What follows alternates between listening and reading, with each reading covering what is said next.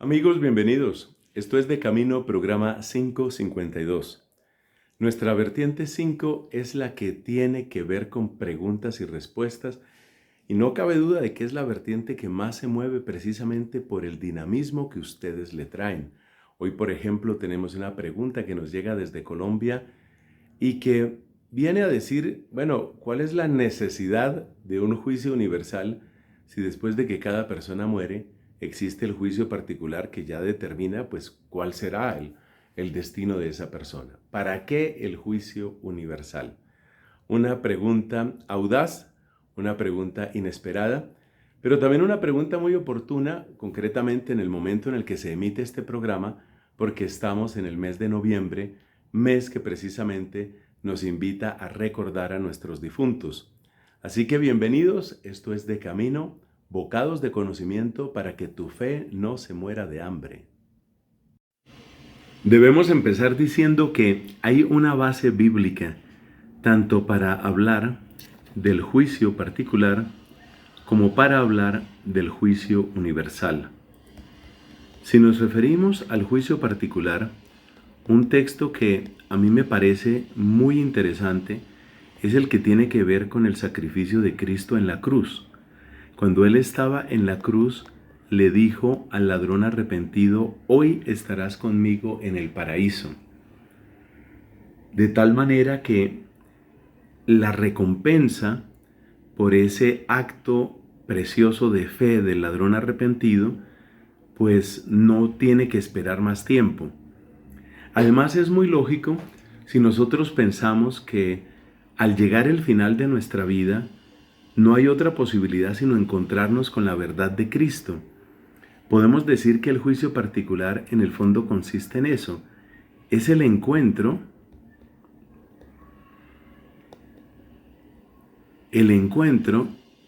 de mi verdad, no mi versión de la verdad, sino lo que yo he sido en verdad, mi verdad con la verdad de Cristo.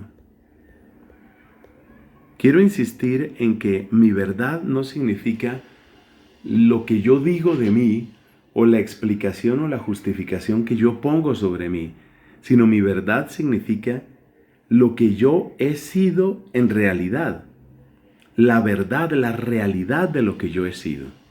Eso es lo que queremos decir aquí con mi verdad. Entonces, cuando la persona llega al final de su vida, pues con lo que se encuentra efectivamente es con su verdad. Nosotros podemos dar muchas explicaciones, podemos tener muchas excusas, muchas disculpas, pero el encuentro con Cristo al final de nuestra vida es inevitable.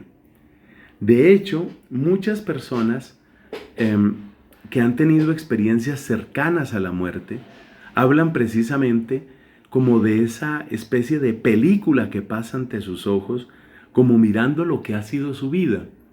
Y por eso también muchas personas que sobreviven a accidentes graves o condiciones muy cercanas a la muerte cambian de vida porque se dan cuenta, hombre, yo estaba viviendo realmente mal, estaba viviendo mal. Entonces, ahí tenemos el punto. Este es el juicio particular. A eso nos referimos con el juicio particular. Es el encuentro entre la verdad de lo que yo he sido y la verdad de Jesucristo. ¿Qué puede suceder en ese encuentro particular? ¿Qué consecuencias puede tener eso? Pues vamos a mirar. De ese encuentro puede suceder que la luz de lo que me muestra Cristo me invita a entrar a una plena comunión con Él. Es decir, es el mejor escenario. No hay ningún obstáculo. La persona ha muerto, se encuentra con el misterio de Cristo, se encuentra con la luz de Cristo. No hay obstáculo que una a esta, o que separe, a esta persona de Cristo. Y entonces, en ese mejor escenario, pues tenemos que hablar del cielo. Ese es el ingreso al cielo. Y cuando la persona entra al cielo, pues participa para siempre del gozo del Dios Padre, de Dios Hijo, de Dios Espíritu Santo. Puede suceder también, entonces vamos con un segundo escenario. Puede suceder también que la persona se encuentra con Jesucristo y por supuesto tiene una fe viva en Cristo, pero hay una ruptura, hay un obstáculo, es decir, hay algo dentro de mi vida que está en pugna, que está en ruptura con el Señor. Esa ruptura no quita el acto fundamental de fe en Él. No quita que hay esa confianza en Él y en su poder y en su misericordia. Pero sí ha habido egoísmo o mediocridad o impureza. Y sabemos que hay una frase muy importante de la Biblia que dice, nada impuro ni manchado entra en el cielo, ¿no? Nada impuro ni manchado. Entonces, quiere decir que esta persona requiere una purificación y ese es el caso en el que hablamos del purgatorio. Pero claramente, la persona que va al purgatorio, la persona que pasa por esa purificación, está frente a una situación temporal y sabe que de ese purgatorio, pues está llamado a participar igualmente de la gloria del cielo. Esto está fuera de discusión para esta persona. Es verdad que hubo un pequeño rompimiento, pero ese rompimiento no impide que la persona tenga el reinado de Dios, digamos, como opción fundamental, como opción básica de su vida. El peor escenario que puede presentarse es la persona que está realmente en pugna, en rechazo a Dios. Esta persona que está en rechazo a la persona de Jesucristo, porque odia la fe, ¿sí? Tenemos casos que no sabemos si se han condenado, pero que a uno le preocupan mucho. Hace poco en uno de estos programas de Camino nos referíamos a la situación de Christopher Hitchens, que murió de un cáncer en el esófago. Y él decía, cuando la enfermedad empezó a agravarse y agravarse, él decía, miren, si en algún momento yo termino invocando a Dios, no se dejen engañar. Eso es mi cerebro que ya está arruinado. Pero yo no creo en Dios y yo jamás voy a creer en Dios y yo rechazo a Dios. Y no tomen por cierta ninguna profesión de fe que yo llegare a hacer en medio de mi enfermedad. Es decir, esta persona auténticamente está rechazando a Jesucristo. Y por supuesto, como dijo alguien, Dios no obliga a nadie a su cielo.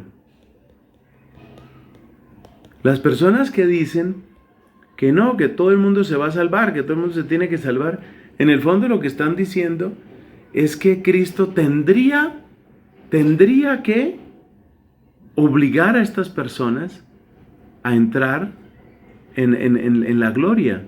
Y eso no es cierto. Entonces aquí estamos en el peor escenario y ese peor escenario se llama el infierno. Si ha sucedido esto, ¿a quiénes le ha sucedido? No lo sabemos. No nos corresponde a nosotros tomar esa decisión. No nos corresponde a nosotros decir tal persona se condenó o no se condenó. Eso no está en nuestra capacidad. Eso no está en nuestro fuero. Lo que debemos tener presente es que en el juicio particular, porque estamos hablando del juicio particular, en este juicio particular, ya lo que puede suceder es el ingreso al cielo, el paso por el purgatorio rumbo al cielo, o, Dios nos libre, el rechazo total, que es el rechazo propio del infierno.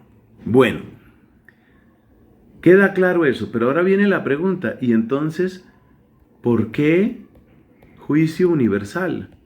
Como dije al principio, ese juicio universal tiene la base plenamente bíblica. Si nosotros leemos, por ejemplo, en Mateo capítulo 25, se habla de cómo al final, cuando Cristo se siente en su trono, digamos en la consumación misma de la historia, ¿Qué va a suceder? Se reunirán todas las naciones. También el libro del Apocalipsis tiene varios pasajes en los que se menciona esa presencia de todas las naciones. La idea central del juicio universal es que todo debe comparecer ante Dios. Todo debe comparecer ante Dios. ¿Y cuál es la diferencia entonces con el juicio particular? Pues mira, lo que sucede es que el juicio particular mira las acciones de la persona, eso incluye la intención de su voluntad, pero el juicio particular, y yo diría que esta es la esencia de nuestra respuesta, el juicio particular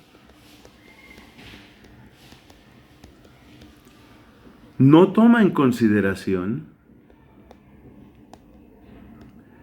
todas las consecuencias.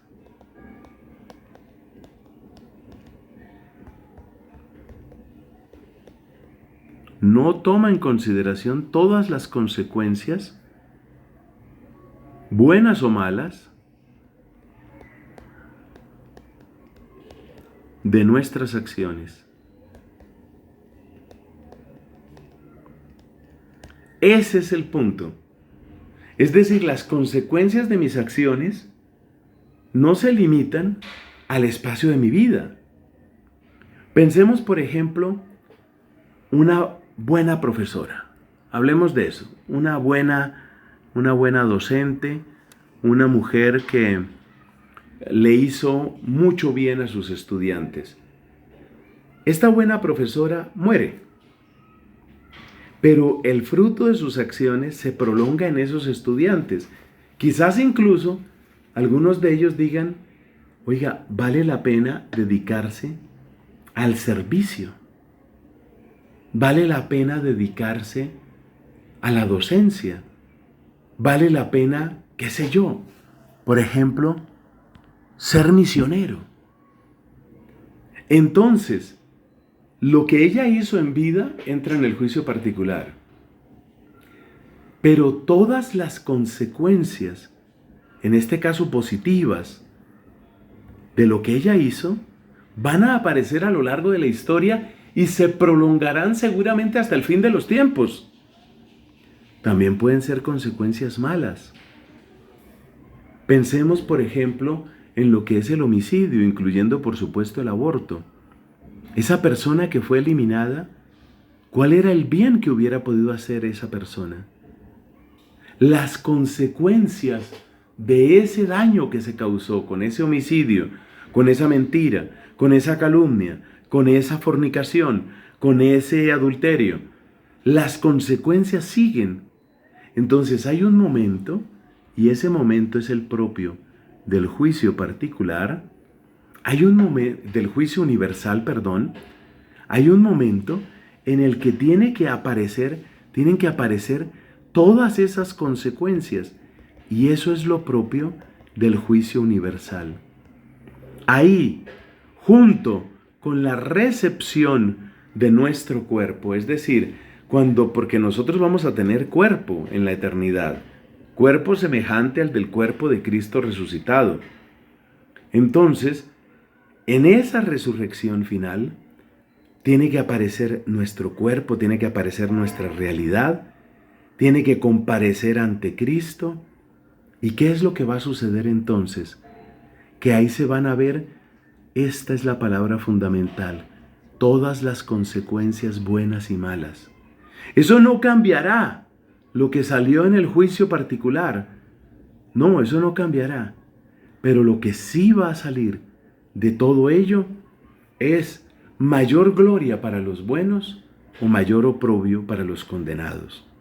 Oremos entonces por nuestra conversión y vemos entonces por qué hay un juicio particular que toma en cuenta lo que hemos hecho en esta vida y un juicio universal que junto con nuestro cuerpo y en nuestro cuerpo mira todas las consecuencias a lo largo de la historia de lo que hemos sido.